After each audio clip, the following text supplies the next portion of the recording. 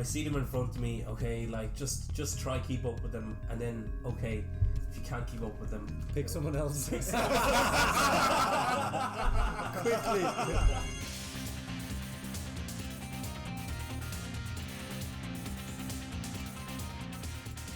Welcome to the second episode of the Any Given Runday podcast. In this episode, we're going to be talking about myself, Sean is my name, Eric and Connor. We've done marathons before, but it's Aaron's first ever marathon, so we're going to be talking about doing your first ever marathon and what he thinks may be his best approach for these next 15-16 weeks leading up until we all do the Madrid marathon at the end of April. So we may as well go straight into it.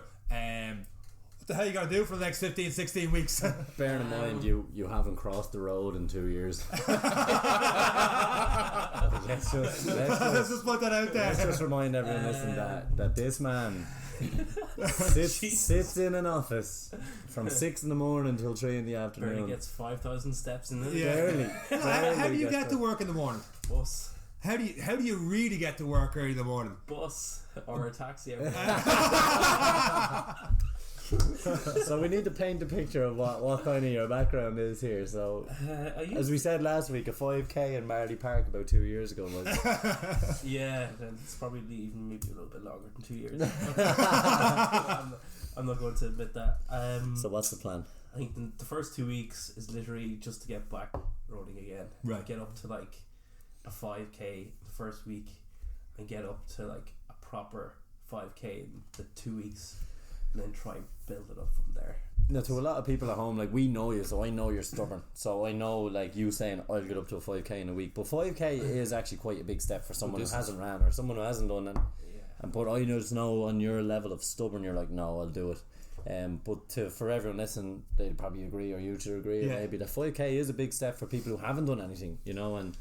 But it is a good plan to have. Yeah, like I'm probably going to try do park run, whatever it is. But because on a Saturday, like, you have people around you, you see this old guy in his 40s or old guys in his 60s, you know, running past you, and you're like, I need to hang with this guy, you know, this old fucker can't. Stop looking at Sean. This old guy can't beat me now, right? And you know, just stick with him, just stick behind him. You're like, okay, take the pace, take the pace. You know, if it's going up a hill, you're just like, okay, I can afford to give him maybe, 20 meters there, but I have to get back up down that hill. And then you're kind of just hoping he's like old enough that in the little 100 meter sprint towards the end, you fly past them and you're just like, happy days. I mean, I don't know about you guys, but I think, like Eric said, I mean, obviously we know Aaron and how stubborn you are, and obviously you'll do it and put your mind to just more for the fact that rather than you want to prove us wrong. Yeah. But I mean, certainly I think that from my perspective, I always felt running was a very kind of a personal thing. I think probably the worst thing you could probably do is try and match someone else's pace. It's my opinion. I think that when particularly you're trying to get yourself back moving again, measuring yourself off someone else is only going to lead you to failure or set you up for failure. It might set you up for failure over 5k, but unfortunately my first marathon, I tried to keep pace with him for the whole 42.2. So you know what it feels like then. I tell you, it's the closest I ever came. Like, the further we ran, the more punchable his face became. I wanted to kill him. It's a pretty punchable face already.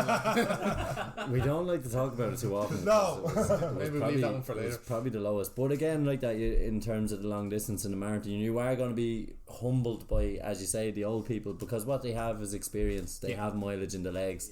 They've done it before. In the last marathon, there was a lady who ran her 40th marathon in 40 years. The Dublin Marathon, and to her, that's she's an old lady. She's mid-60s, pushing 70s, and that's experience you just can't get in a week or two. And although it is nice to pick a target, and I do get what you're saying, that like when you size someone up and looks being deceiving, you go, right, if I can stick with him.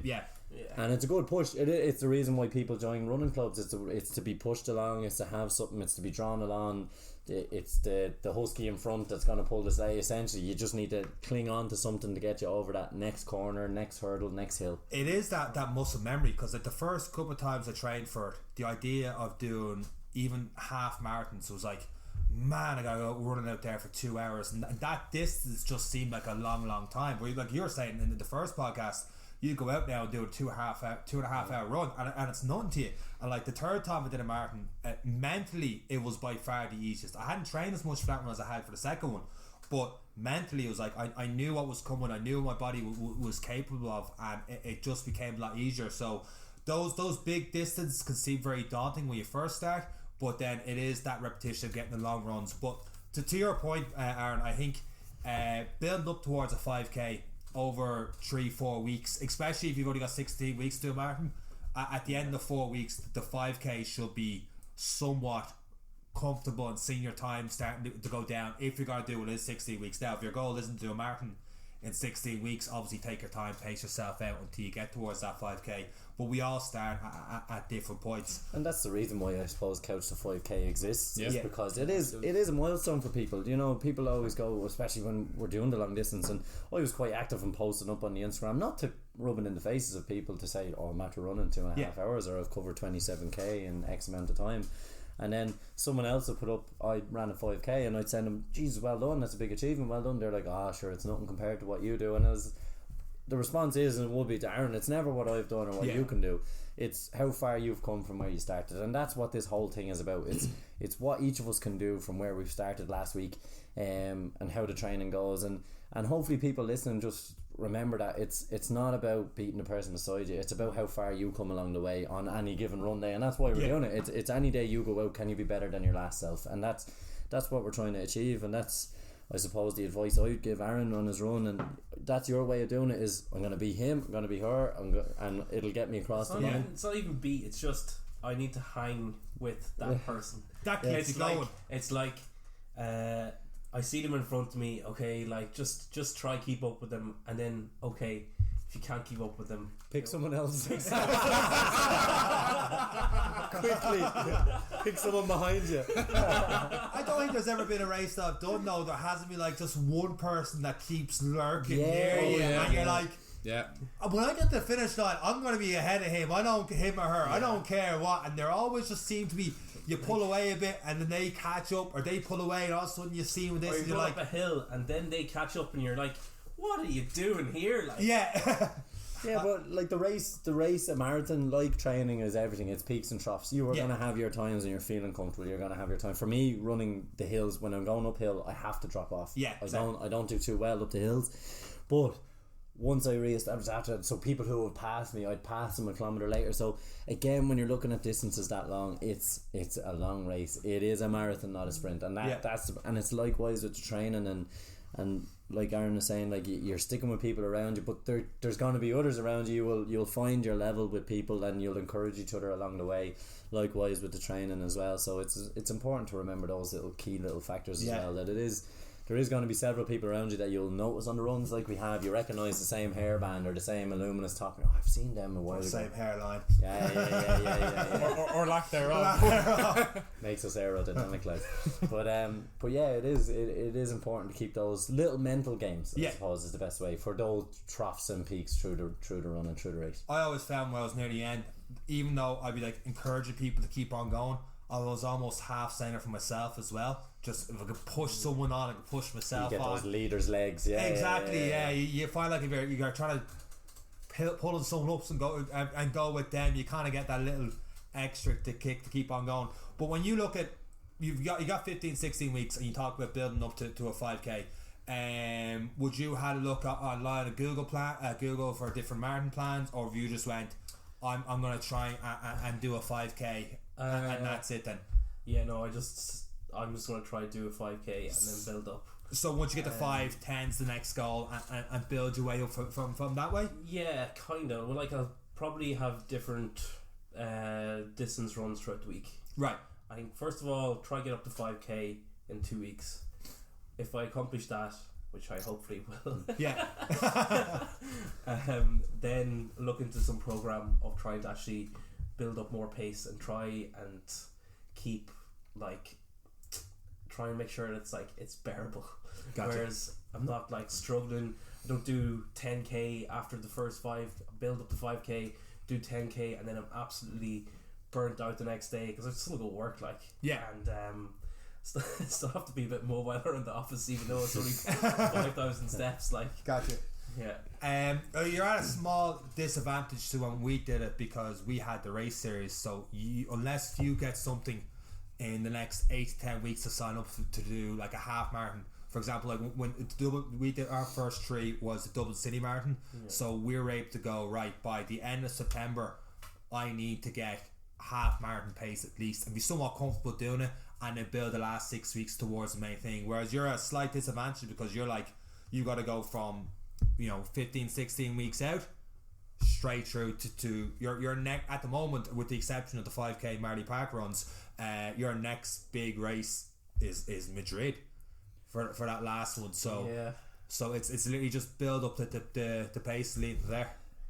Yeah, well, I'd say like as well, we look back at the same weekend at Dublin, I think was the KBC half marathon was on. I didn't have a ticket for that one, so I ran a half marathon in Phoenix Park the day before. Do you know, like what I will say about the race day and the build up, the race atmosphere will help you more so than a run on your own. So if anything, you're helped by being on your own, being suffering in your own head for a half marathon on your own pace. Like everyone has the Nike app, or you can download the fitness pal, or some people will have a watch or a Fitbit or a Garmin, and they are the guys to give you how far you've run, the paces that you've done, the same way as the start clock or finish clock. And all you were missing is the crowd, the atmosphere, the build up, the preparation, the getting to the start line.